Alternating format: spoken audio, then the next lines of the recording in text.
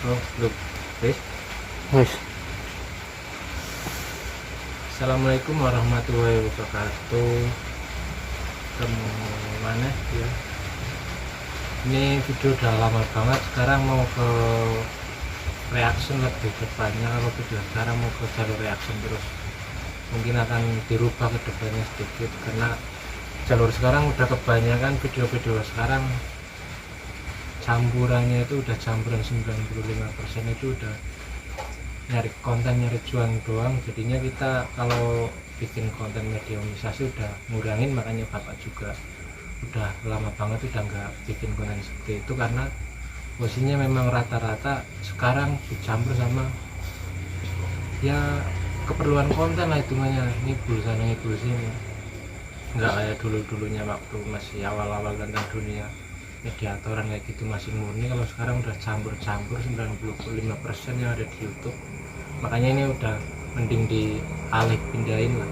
Kita lebih memilih untuk reaksi mereka aja lah, ketimbang kita ikut-ikutan kayak mereka. Mending kita reaksi mereka aja lah kayak gitu.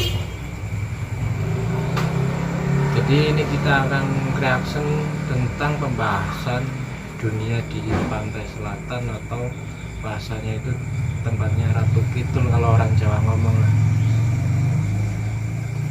Jadi yang saya tahu selama saya belajar di sini di tempat Padepokan Singuluhur Al-Qodiri milik Bapak Pak Den sekarang ini, saya tahu banyak hal tentang di tempatnya pantai selatan itu semenjak saya di sini. Karena saya belajar di sini, saya punya kunci untuk ke sono juga, saya punya tempat untuk ke sono juga.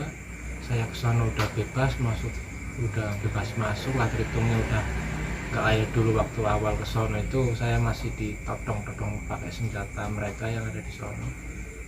Jadi waktu pertama kali pengalaman saya untuk kontemplasi ataupun bahasanya raga sukma ke sono itu, dulu tuh aku tuh waktu pertama kali ke sono itu udah ditodongin senjata sama penjaga-penjaga sono, dan kebanyakan itu mereka perempuan semua. Aku nggak ada ngeliat yang laki-laki, itu nggak ada. Penjaga itu perempuan semua, itu di depan gerbang istana. Dan itu pun ternyata aku baru di samping, dan itu kerajaan itu udah banyak banget di sono. Itu masih mereka itu rata-rata tuh anak buahnya, dan sono itu kerajaan itu ada ribuan, nggak cuma satu dua. Itu di sono itu ada kerajaan itu ada ribuan, ada banyak banget. Yang aslinya tuh ada, cuman anak buahnya itu udah banyaknya minta ampun. Jadi kalau mau ke sono itu susah. Itu awal-awal aku sebelum terlalu bisa lah, jadi masih susah untuk masuk ke sono itu. Jadi ketika aku di sono itu udah dikasih tombak dulu biar nggak masuk, nggak boleh masuk posisinya. Ditanyain aku siapa, dari mana, ini mau ngapain, dikiranya aku tuh mau nyerang. Tapi ada yang nanyain juga aku tuh ke situ tuh mau nyari ilmu atau gimana, karena di pantai selatan khususnya itu di sana juga itu banyak dari kalangan manusia yang mencari ilmu kedikdayaan ataupun kejadukan itu ke jalur sono pantai selatan itu banyak ternyata. Itu awal pertama kali saya ke sono, dan di sono itu saya tuh cuma mau silaturahmi dan tidak diperbolehkan masuk. Tapi di situ saya itu jadi tahu bahwa selain saya yang main ke situ itu ternyata ada banyak dukun-dukun ataupun spiritual itu dari Pulau Jawa maupun Pulau Sumatera maupun pulau-pulau lain tuh banyak yang mencari ilmu dari sono. Lebih tepatnya belajar ilmu lebih lah bahasanya ke alam sebelah ataupun jin sebelah.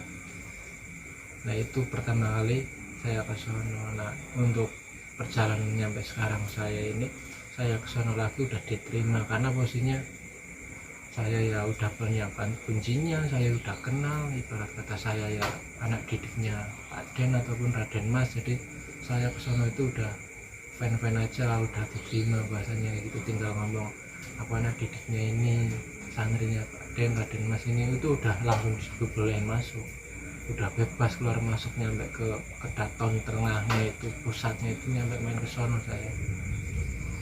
Ya memang kalau dibilangin kalau dunia sebelah memang ceweknya itu lebih cantik-cantik ketimbang di alam manusia.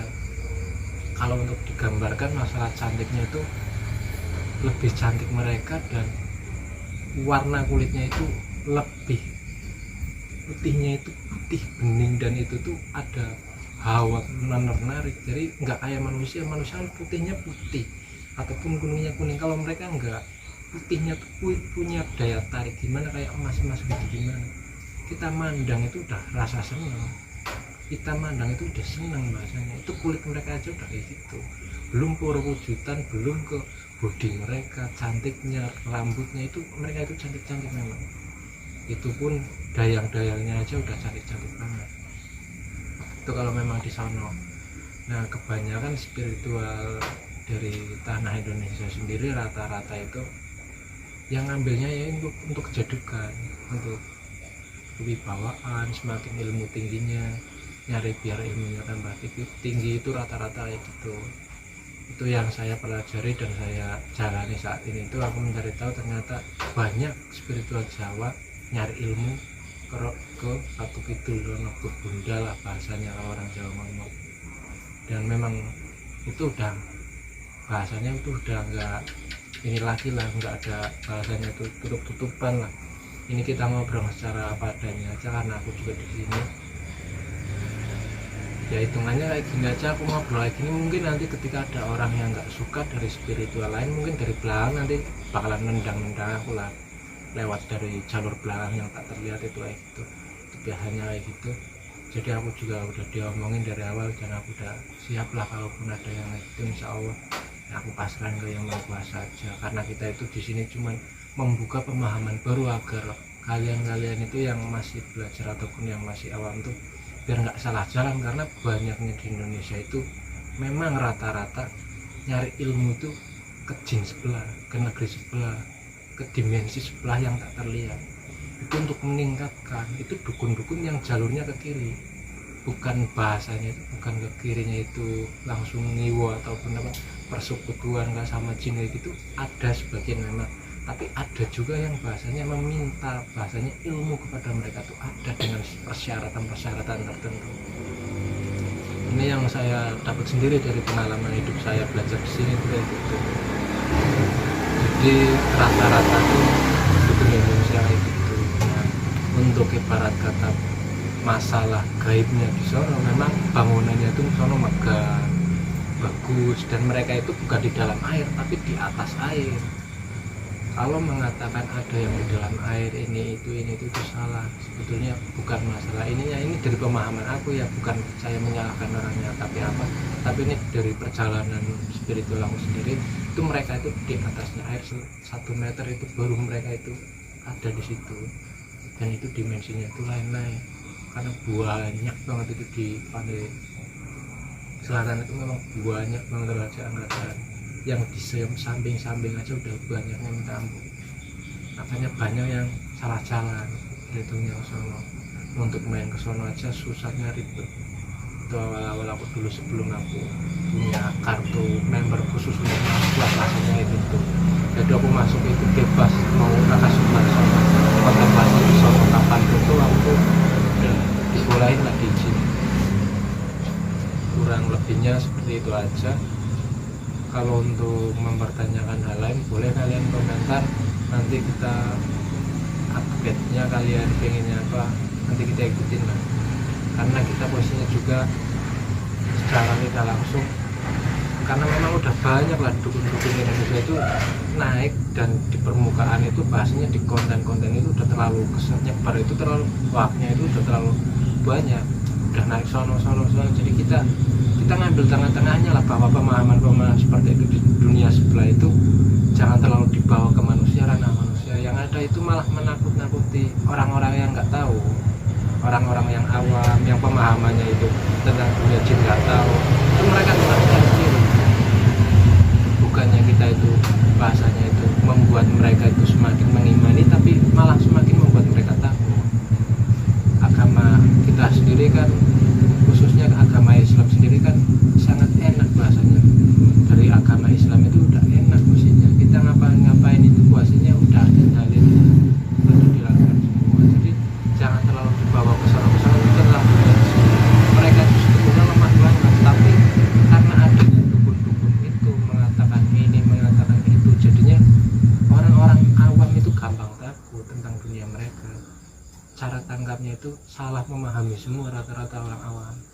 Jadi makanya aku bikin video kayak gini tuh atas dasar itu, supaya pemahaman-pemahaman tentang dunia jin di orang-orang awam khususnya itu jangan terlalu mengikuti ke orang-orang yang ngomongnya itu terlalu berlebihan semua, itu terlalu berlebihan semua. Makanya ini aku ngomong apa adanya ini. Jadi kayak gitu aja ya videonya. Mohon maaf bila salah kata, dan mohon maaf ini untuk posisinya juga, kalaupun ada dukun yang merasa seperti itu ataupun kayak gitu ya mohon maaf, ini kita lebih baik buka-bukaan aja, jangan membahas tentang dunia sebelah terlalu berlebihan ke orang awam. Itu yang aku inginin kayak gitu, jangan terlalu mengangkat karena orang awam nggak tahu apa-apa. Jangan terlalu membawa-membawa karena mereka yang ada ketakutan, ini rasa itu. Udah gitu aja. Terima kasih yang menonton. Assalamualaikum warahmatullahi wabarakatuh.